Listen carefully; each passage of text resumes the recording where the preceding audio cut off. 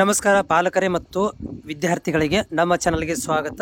ಈಗಾಗಲೇ ಟೆಂಪ್ರರಿ ಅಂತ ಕರಿತೀವಿ, ಅದಕ್ಕೆ ತಾತ್ಕಾಲಿಕ ಒಂದು ಫಲಿತಾಂಶವನ್ನು ಬಿಡುಗಡೆ ಮಾಡಿದ್ದಾರೆ. ನೀವು ತೆಗೆದುಕೊಂಡಿರುವಂತಹ ಅಂಕಗಳನ್ನು ಬಿಡುಗಡೆ ಮಾಡಿದ್ದಾರೆ. ಅದರ ಬೇಸಿಸ್ ಮೇಲೆ ನಿಮ್ಮಗಳಿಗೆ ರ್ಯಾಂಕ್ಗಳನ್ನು ಕೊಡೋದೊಂದು ಬಾಕಿ ಇದೆ. ರ್ಯಾಂಕ್ಗಳನ್ನು ನಿಮ್ಮಗಳಿಗೆ ಜಿಲ್ಲಾವಾರು ರ್ಯಾಂಕ್ಗಳನ್ನು ಇಲ್ಲಿ ಕೊಡಬೇಕಾಗಿದೆ. ಅದರ ಜೊತೆಗೆ ಆ ರ್ಯಾಂಕಿಗೆ ಆಲ್ ಕರ್ನಾಟಕ ರ್ಯಾಂಕ್ಗಳನ್ನು ಕೊಡ್ತಾ ಬರ್ತಾರೆ ಇಲ್ಲಿ. ಸೊ ಈ ಒಂದು ರ್ಯಾಂಕ್ಗಳ ಒಂದು ಆಧಾರದ ಮೇಲೆ ಸೆಲೆಕ್ಷನ್ ಇರುತ್ತೆ.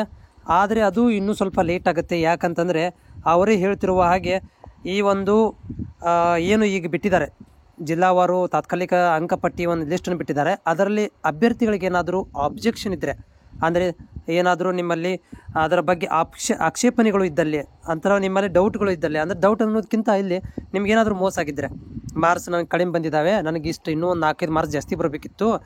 ಯಾಕಂತಂದರೆ 1 ಮಾರ್ಕ್ಸಿಂದ ನೀವು 10 ಜನ ಕೆಳಗಡೆ ಹೋಗಿಬಿಡ್ತೀರ. ಅಷ್ಟೊಂದು ಕಾಂಪಿಟೇಷನ್ ಇದೆ ಇಲ್ಲಿ. 1 ಮಾರ್ಕ್ಸ್ ಭಾಳ ತುಂಬ ಇಂಪಾರ್ಟೆಂಟು. ಹಿಂಗಿರಬೇಕಾದ್ರೆ ಪಾಲಕರು ಏನು ಮಾಡ್ತಾರೆ ಅಂತಂದರೆ ಅದಕ್ಕೆ ಸಂಬಂಧಪಟ್ಟಂಥ ದಾಖಲಾತಿಯೊಂದಿಗೆ ಆಬ್ಜೆಕ್ಷನ್ ಮಾಡಲಿಕ್ಕೆ, ಅಂದರೆ ನೀವು ಅಬ್ಜೆಕ್ಷನ್ ಸಲ್ಲಿಸಲಿಕ್ಕೆ ಅಥವಾ ನಿಮ್ಮಲ್ಲಿ ಏನಾದರೂ ಡೌಟ್ಗಳಿದ್ದರೆ ಅದನ್ನು ನೀವು ಆನ್ಲೈನ್ ಮುಖಾಂತರ ಸಲ್ಲಿಸಲಿಕ್ಕೆ ಲಿಂಕನ್ನು ಕೊಟ್ಟಿದ್ದಾರೆ. ನಿಮಗೆ ಏನಾದರೂ ವಿದ್ಯಾರ್ಥಿಗಳಿಗೆ ಮೋಸ ಆಗಿದ್ದರೆ, ಅಂಕಗಳು ಕಡಿಮೆ ಬಂದಿದ್ದರೆ ಅದಕ್ಕೆ ಸರಿಯಾದಂಥ ಒಂದು ದಾಖಲಾತಿಯೊಂದಿಗೆ ನೀವು ಸಲ್ಲಿಸ್ಬೋದು. ಅದಕ್ಕೆ 13 ತಾರೀಕು ತನಕ ಟೈಮನ್ನು ಕೊಟ್ಟಿದ್ದಾರೆ.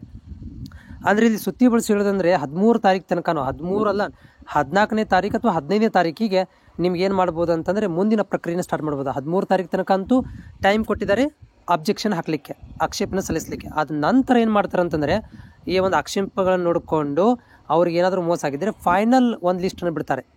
ಆ ಫೈನಲ್ ಲಿಸ್ಟ್ ಬಿಟ್ಟ ಮೇಲೆ ಅದಕ್ಕೆ ತಕ್ಕಂತೆ ಏನು ಮಾಡ್ತಾರಪ್ಪ ಅಂತಂದರೆ ಇವರು ಕೆಇದವರು ನಿಮ್ಗಳಿಗೆ ರ್ಯಾಂಕ್ಗಳನ್ನು ರಿಲೀಸ್ ಮಾಡ್ತಾರೆ.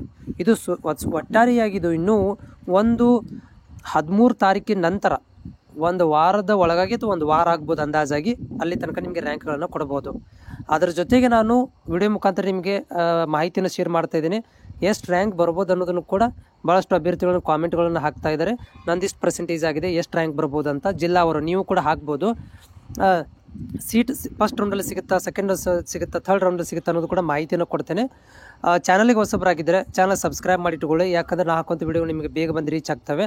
ಮತ್ತು ಮುಂದೆ ಬರುವಂಥ ಕೌನ್ಸಿಲಿಂಗ್ ಪ್ರಕ್ರಿಯೆಗಳು ನೋಡಿ. ಕೌನ್ಸಿಲಿಂಗ್ ಪ್ರಕ್ರಿಯೆ ಅಂದರೆ ಇಲ್ಲಿ ಡಾಕ್ಯುಮೆಂಟ್ ವೆರಿಫಿಕೇಷನ್ ಅಲ್ಲ.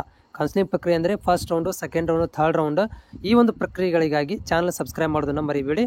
ಜೊತೆಗೆ ನಿಮ್ಮಲ್ಲಿ ಏನಾದರೂ ಡೌಟ್ ಇದ್ದರೆ ಕಾಮೆಂಟ್ಸ್ ಮುಖಾಂತರ ತಿಳಿಸಿ.